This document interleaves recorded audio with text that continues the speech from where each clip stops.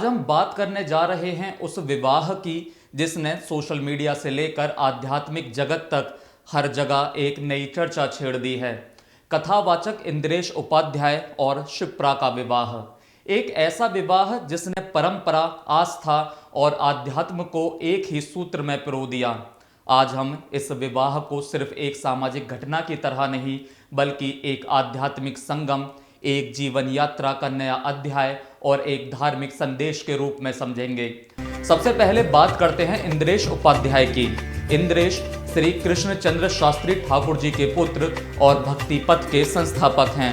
उन्होंने अपनी कथाओं के माध्यम से सिर्फ भागवत कथा ही नहीं सुनाई, बल्कि लोगों को जीवन के वास्तविक अर्थ भी समझाए। उनकी कथा में भाव, भक्ति और संस्कार तीनों का अद्भुत संगम होता है। इंद्रेश को हमेशा एक ऐसे आध्यात्मिक युवा के रूप में देखा गया है जो धर्म को आधुनिक पीढ़ी से जोड़ते हैं।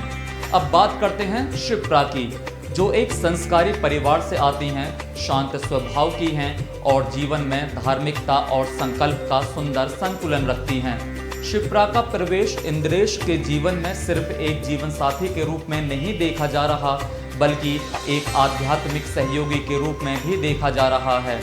कल हुई दोनों की शादी वैदिक परंपराओं के अनुसार संपन्न हुई। मंडप में वेद मंत्रों की गूंज, चारों ओर शुद्ध वातावरण और एक दिव्य ऊर्जा महसूस हो रही थी।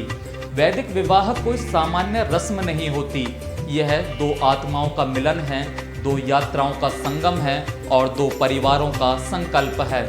शास्त्रों में कहा गया है, धर्मे चार्थे च कामे च नाति चरामी, अर्थात सुख दुख, धर्म अधर्म, जीवन के हर मोड़ पर हम एक दूसरे का साथ नहीं छोड़ेंगे।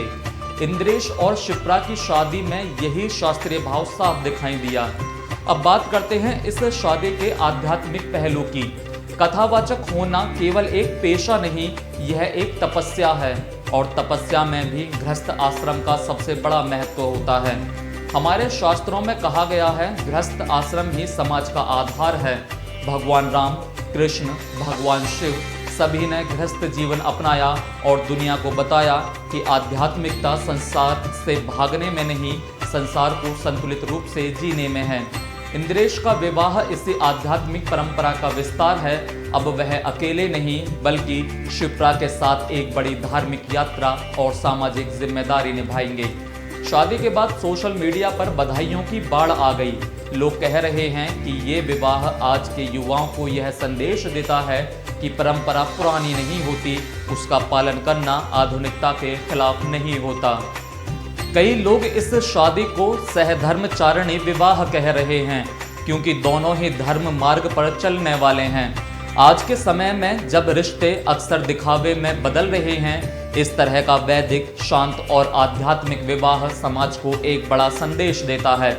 यह बताता है कि प्रेम में पवित्रता होती है, परंपराओं में गहराई होती है और विवाह केवल दो व्यक्तियों का नहीं, दो उद्देश्य वाला मार्ग है। इंद्रेश और शिप्रा एक दूसरे को केवल जीवन नहीं, आध्यात्म और धर्म दृष्टि भी देंगे। इंद्रेश शिप्रा की शादी हमें सिखाती है, विवाह यज्ञ है, प्रेम भक्ति है। अगर आपकी शादी भी ऐसे वैदिक संकल्पों से हो तो घर वृंदावन बन जाए। अगर आपको वीडियो पसंद आई हो तो लाइक ज़रूर करें और कमेंट करके बताएं कि आपको क्या लगता है कि कथावाचकों को गृहस्थ होना चाहिए या नहीं। आप सभी के सहयोग से हमारे चैनल न्यूज़ वॉच इंडिया ने 1 मिलियन का ये माइलस्टोन पार कर लिया है। आपका सहयोग ऐसा ही बना रहे। आप सभी का बहुत बहुत धन्यवाद।